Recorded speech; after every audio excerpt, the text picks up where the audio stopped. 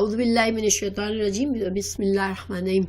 وَإِذْ غَدَوْتَ مِنْ أَهْلِكَ تُبَوِّئُ الْمُؤْمِنِينَ مَقَاعِدَ لِلْقِتَالِ وَاللَّهُ سَمِيعٌ عَلِيمٌ۔ اور اذ جب غدوتا کا مطلب ہوتا ہے کوئی کام صبح کے وقت کرنا، ٹھیک ہے، لیکن یہاں پر مطلب کیا ہے؟ خرجتا کا مطلب نکلنا، بس کسی وقت بھی نکلنا۔ تو چونکہ آپ صلی اللہ علیہ وسلم جمعے کا دن تھا اور جمعے کی نماز کے بعد نکلے تھے، بالکل صبح میں نہیں نکلے تھے، اس لیے اس کا مطلب خرجتا، ٹھیک ہے، جب آپ نکلے من اہلی کا۔ اس کا دوسرا مطلب لوگوں نے کیا ہے کہ آپ صبح میں نکلے پھر جمعہ کی نماز پڑھی، لیکن یہ خرجتا کے معنی میں اگر ہم اس کو سمجھے، جس کو کچھ علماء نے اسی طرح تفسیر کی ہے، تو جب آپ نکلے من اہلی کا، اپنے گھر والوں میں سے، تبوئو، آپ اس وقت کیا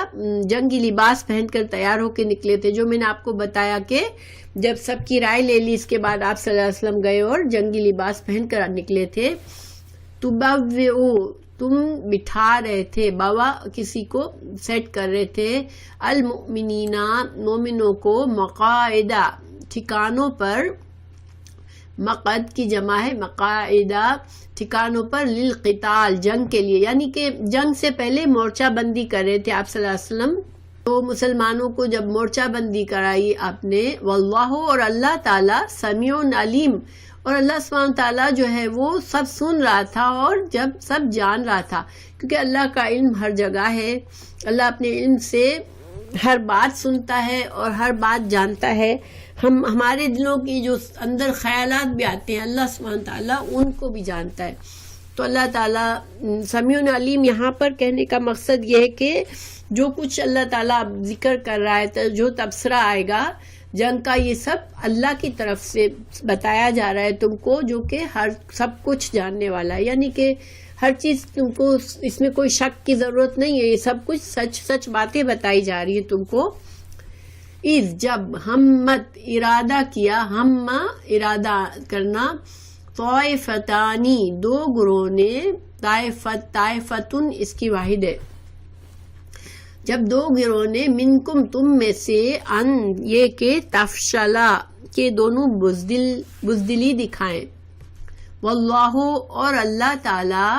ولیہما، ان دونوں کا مددگار تھا، ولیہما، ان دونوں کا۔ عبداللہ بن ابی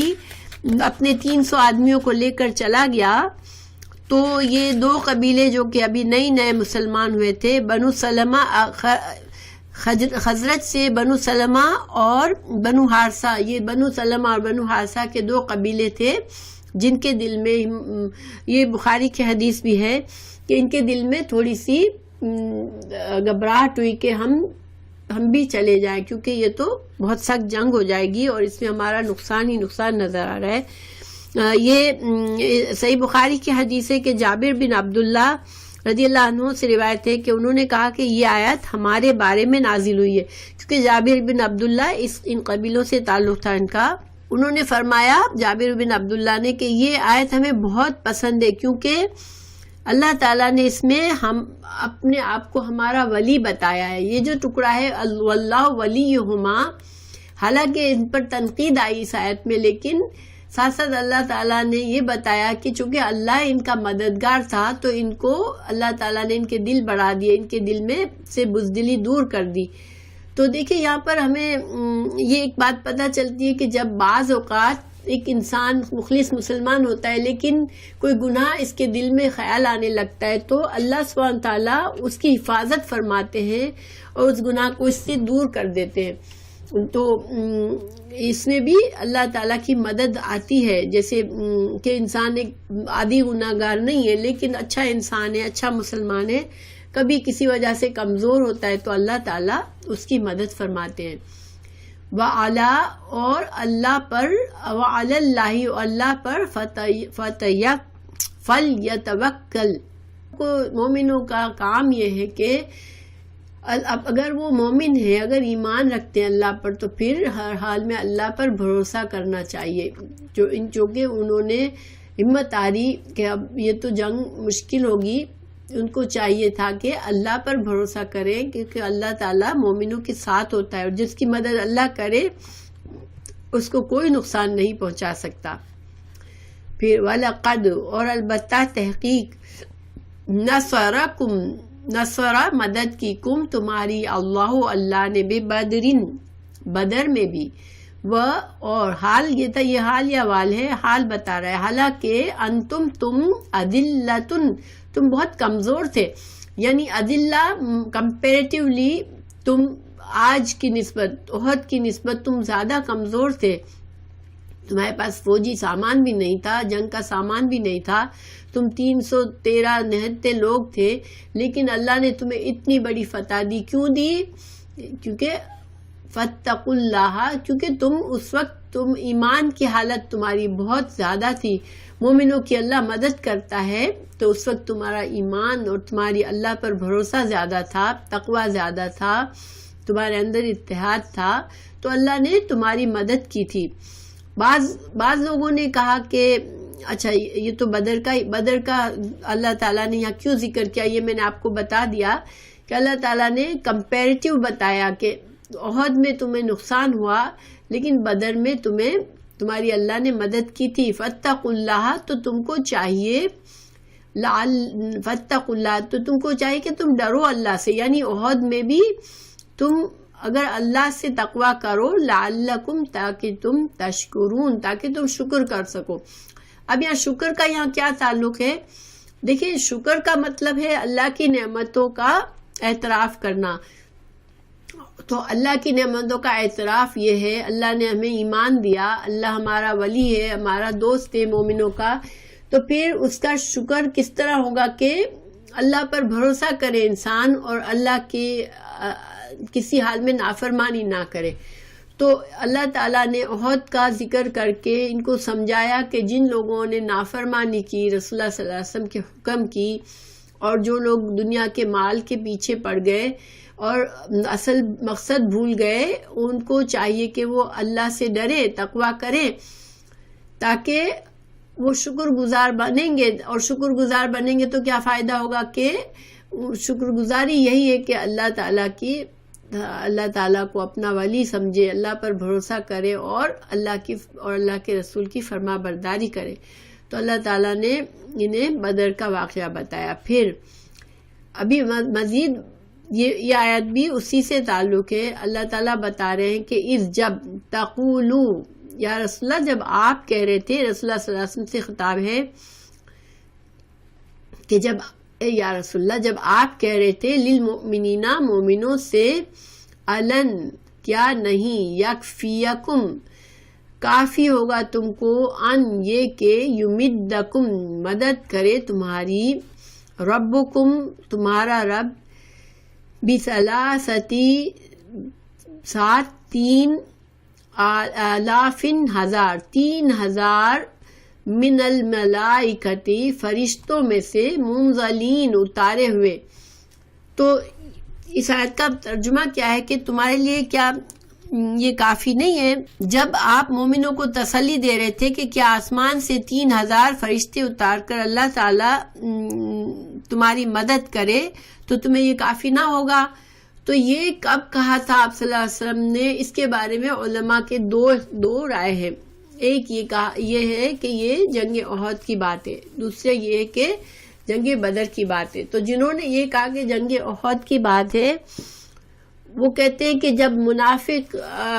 چلا گیا عبداللہ بن ابی 300 لوگوں کو لے کے چلا گیا تو رسول اللہ صلی اللہ علیہ وسلم نے مسلمانوں کو ہمت بڑھانے کے لیے کہا تھا کہ تم اگر ہمت رکھو گے، اللہ پر بھروسہ کرو گے تو اللہ تمہارے لیے فرشتے بھیجے گا. ٹھیک ہے، یہ انہوں نے یہ تفسیر کی اس آیت کی. جن لوگوں نے کہا کہ نہیں بدر کا اوپر ذکر ہے اور بدر ہی کا بارے میں بتا رہے ہیں کہ بدر میں اللہ تعالیٰ نے، چونکہ بدر میں مسلمان بہت زیادہ کمزور حالت میں تھے، ان کے پاس اسلحہ بھی نہیں تھا اور وہ جنگ کے لیے نہیں نکلے تھے، وہ صرف قافلے کے لیے نکلے تھے، لشکر کے مقابلے کے لیے نہیں نکلے تھے. تو اس وقت رسول اللہ صلی اللہ علیہ وسلم نے مسلمانوں سے کہا تھا کہ تم اللہ پر بھروسہ کرو گے تو اللہ تمہارے لیے 3,000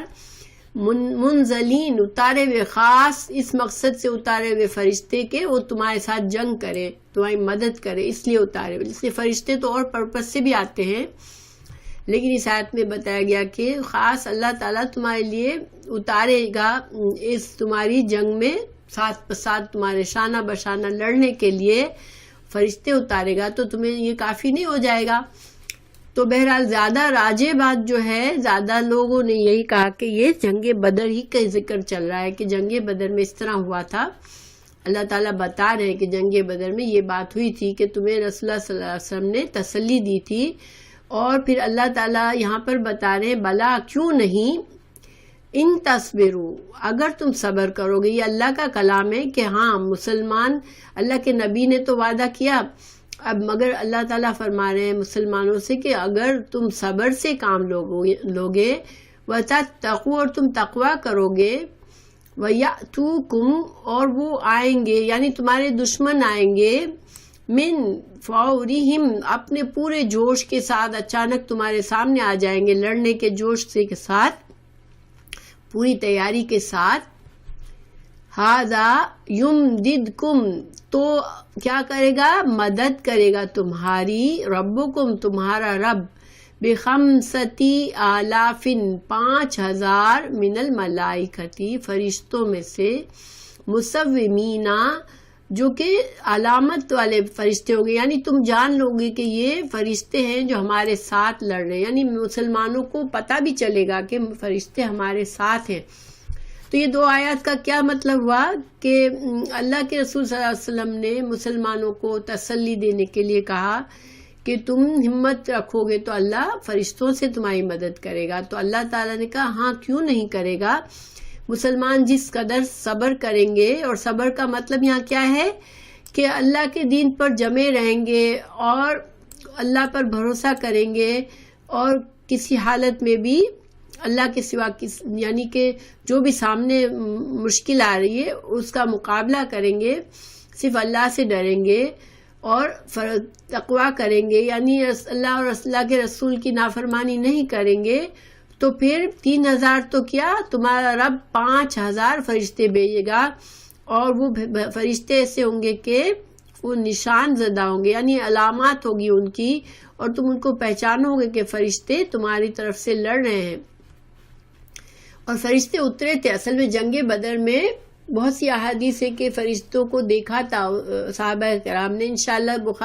ہم پڑھیں گے آئندہ کسی موقع پر، لیکن وہ احادیث میں آپ لوگوں کو کسی موقع پر سناؤں گی کہ فرشتوں کو باقاعدہ مسلمانوں نے فیل کیا تھا کہ فرشتے لڑ رہے ہیں ان کے ساتھ، تو اللہ تعالیٰ نے اتارے تھے فرشتے جنگ بدر میں۔ کچھ نے کہا کہ جنگ احد میں بھی اللہ نے فرشتے اتارے تھے، اور یہ بھی ہو سکتا ہے، ظاہری بات ہے اللہ جو چاہے کر سکتا ہے، مگر اللہ تعالیٰ پھر آگے کیا بتا رہے ہیں، وما، اور نہیں، جعلہ، یہ جو فرشتوں کی بشارت ہے اس کی طرف اشارہ ہے کہ اللہ نے یہ جو تمہیں آگے بشارت دی 5000 فرشتوں کی،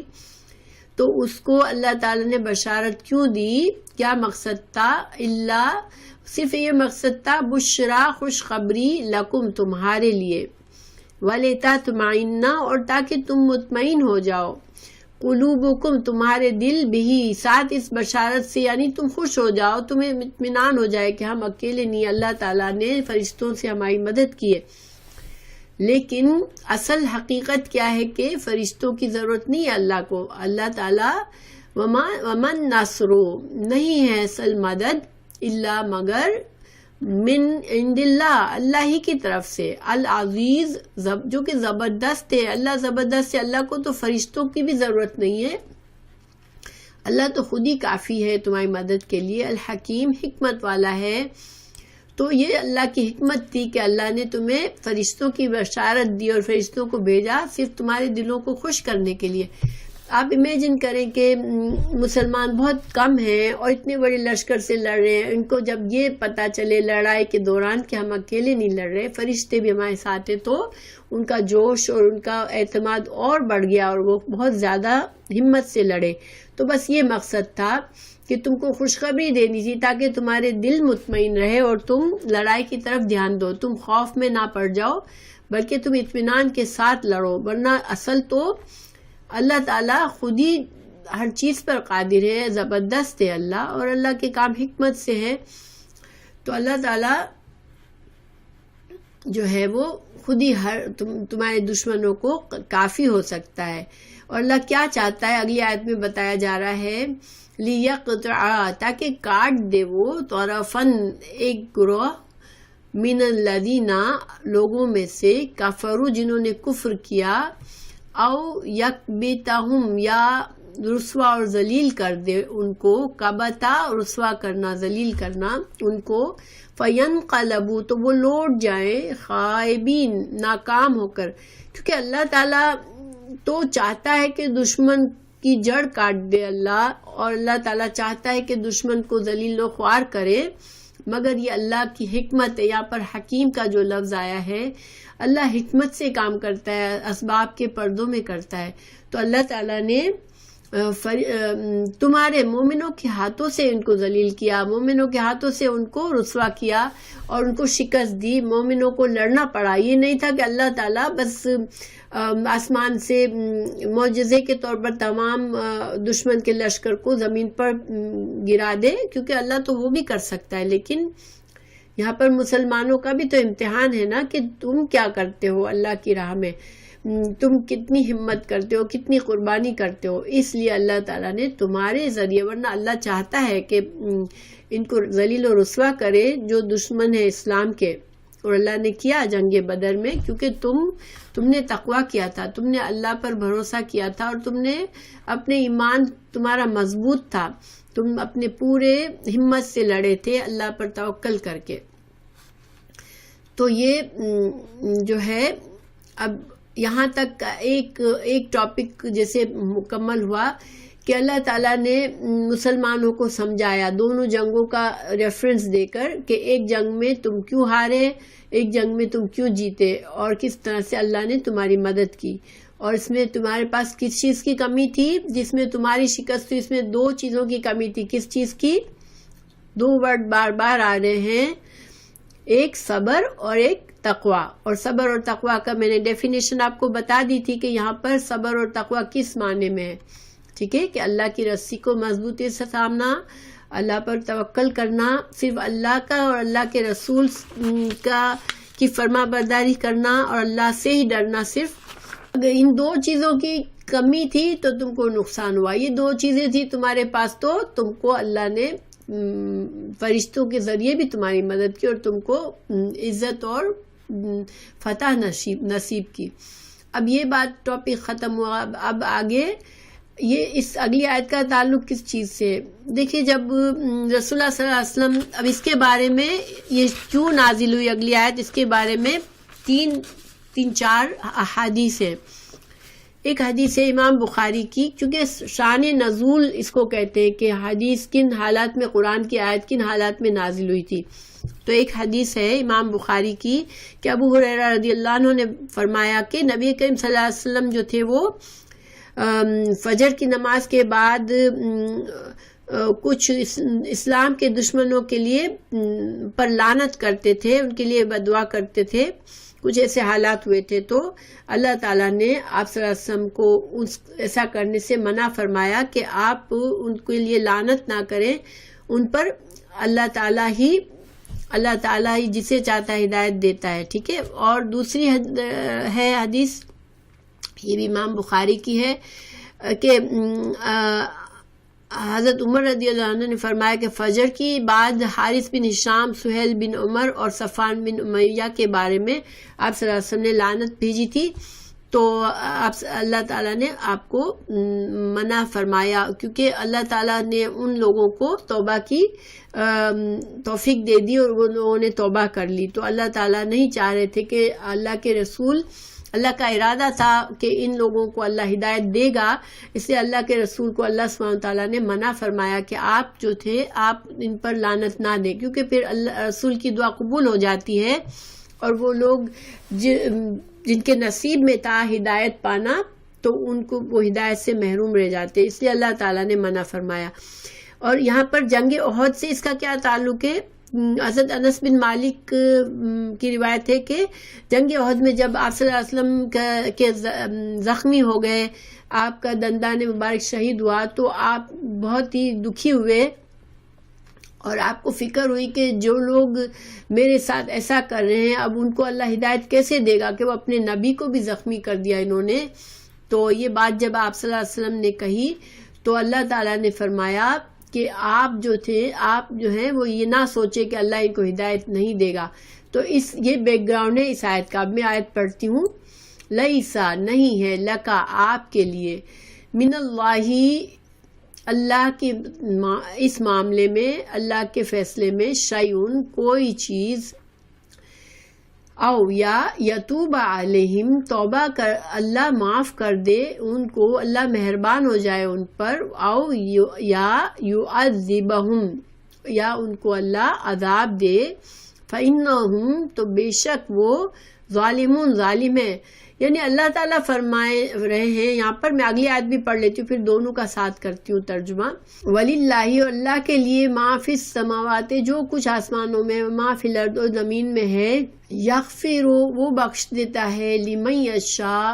جس کو وہ چاہتا ہے، وَیُعَذِّبُ وہ عذاب دیتا ہے، من یشاء جس کو وہ چاہتا ہے، واللہ اور اللہ تعالیٰ غفور ہے، بخشنے والا ہے، الرحیم رحیم ہے، مہربان ہے۔ تو جیسا کہ میں نے بتایا کہ ان آیات کا بارے میں 3 واقعات بتائے گئے کہ آپ صلی اللہ علیہ وسلم نے کسی مشرک یا اسلام کے دشمن سے بہت حد تک دکھی ہوئے، اور آپ صلی اللہ علیہ وسلم کے دل میں آیا کہ اللہ اب ان کو ہدایت نہیں دے گا، مگر چونکہ اللہ تعالیٰ نے ان کو ہدایت دینی تھی تو اللہ تعالیٰ نے اپنے رسول صلی اللہ علیہ وسلم کو منع فرما دیا کہ آپ اس طرح نہ سوچیں کہ ان کو ہدایت نہیں ملے گی، ٹھیک ہے۔ تو پھر اللہ تعالیٰ ہی ہے، پھر اللہ نے واضح کر دیا کہ اصل ہدایت جو ہے اللہ ہی کے ہاتھ میں ہے، اللہ ہی کا ہے جو کچھ آسمان اور زمین میں ہے، یعنی اللہ کا ہی قانون چلتا ہے دنیا میں۔ چاہے اللہ کے نبی اللہ کو بہت پیارے تھے، مگر ہدایت دینا لوگوں کو، اور ہدایت کس کو اللہ معاف کرے گا، کس کو اللہ بخش دے گا، کس کو عذاب دے گا، یہ اللہ نے فیصلہ اپنے ہاتھ میں رکھا ہے۔ حالانکہ اللہ کے نبی صلی اللہ علیہ وسلم کو آخرت میں شفاعت کا بھی موقع دیا ہے، لیکن اللہ کس کی توبہ قبول کرے گا کس کی نہیں کرے گا یہ فیصلہ اللہ ہی کا ہے، مگر اللہ تعالیٰ بخشنے والا اور رحیم ہے۔ تو ان آیت سے ہمیں کچھ باتیں پتہ چلتی ہیں۔ دیکھیں لفظ ہدایت صرف اللہ ہی دیتا ہے، ٹھیک ہے۔ تو اس کے بارے میں لفظ ہدایت میں نے بہت پہلے آپ کو بتایا تھا کہ ہدایت کے 3 معنی ہوتے ہیں، کسی کو یاد ہے شاید کہ ایک معنی ہوتا ہے راستہ دکھانا کسی کو، عربی میں اگر کسی نے کسی کو کوئی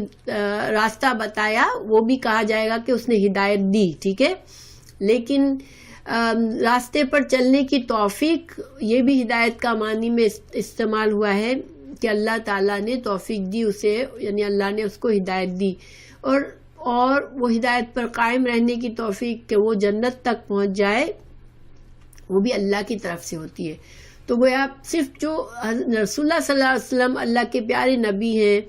اللہ تعالیٰ نے آپ پر سے بہت محبت کی، لیکن آپ صلی اللہ علیہ وسلم کی کچھ ذمہ داری کیا تھی کہ لوگوں کو ہدایت کا پیغام دینا، ٹھیک ہے۔ ہدایت کا ارشاد، ہاں ماشاء اللہ، ہدایت جو ہے ہدایت کو سمجھانا، راستہ بتانا، یہ کام اللہ کے نبی کا تھا جو کہ اللہ کے نبی نے کیا۔ لیکن اللہ نے ہدایت کے جو دوسرے 2 معنی ہیں وہ صرف اللہ ہی ان پر قادر ہے کہ کسی کو توفیق دینا، کسی کو اس پر جمع دینا کہ وہ اس کا خاتمہ بالخیر ہو، زندگی ایمان کے ساتھ ہدایت کے ساتھ گزارے اور پھر وہ جنت میں۔ تو یہاں پر ہمیں یہ لوگوں کا عقیدہ بھی، یہاں پر عقیدے کی بھی اصلاح ہوئی ہے کہ اللہ کے نبی کا بہت بڑا مقام ہے، مگر آپ مختار کل نہیں تھے، ٹھیک ہے۔ اللہ ہی مختار کل ہے، اللہ ہی کا ہر چیز پر قدرت رکھنے والا صرف اللہ ہے۔ اللہ اپنے انبیاء کو جس حد تک چاہتا ہے علم دیتا ہے، جس حد تک چاہتا ہے معجزات دیتا ہے، مگر مختار کل اللہ ہی ہے۔ اگر کوئی یہ کہہ دے کہ آپ صلی اللہ علیہ وسلم کسی کو بخشوا سکتے ہیں اگر اللہ نہیں چاہتا، تو یہ نہیں ہوتا۔ اللہ کے اذن کے بغیر کسی کی بخشش نہیں ہے، اللہ کے اذن کے بغیر کوئی جنت میں نہیں جائے گا۔ تو اللہ نے دیکھیں یہ جو جنگ احد میں اتنے بڑے بڑے دشمن تھے، خالد بن ولید، ابو سفیان، ہند جس نے حضرت حمزہ کا کلیجہ کاٹا تھا، ان کی لاش کا مسئلہ کیا تھا، اور حبشی جس نے حضرت حمزہ کو چھپ کر مار دیا تھا، یہ سارے لوگوں کے نصیب میں ایمان تھا، اللہ نے ان سب کو ہدایت دی، وہ مسلمان ہو گئے، ٹھیک ہے۔ اور حبشی جو تھے وہ شہید کی موت مرے تھے بعد میں، حالانکہ وہ جو تھے انہوں نے اللہ کے پیارے نبی صلی اللہ علیہ وسلم کے بہت ہی زیادہ جو پیارے چچا تھے ان کو مارا تھا، اور حضرت رسول اللہ صلی اللہ علیہ وسلم کو بہت دکھ تھا اس کا، مگر اللہ نے ان کو ہدایت دینی تھی تو اللہ نے ہدایت دی ان کو۔ اور ابو سفیان جو تھے وہ بھی مسلمان ہو گئے فتح مکہ کے وقت، ان کی بیوی ہند بھی مسلمان ہو گئی، خالد بن ولید مسلمان ہوئے، اور مسلمانوں کے بہت بڑے سپہ سالار ہوئے، اور کئی جنگوں میں شریک ہوئے، اور مسلمانوں کی بہت سی فتوحات میں ان کا نام ہے۔ تو الحمدللہ یہ اللہ کے کام ہے، اللہ جسے چاہے اسے بخش دے، جسے چاہے اسے عذاب دے۔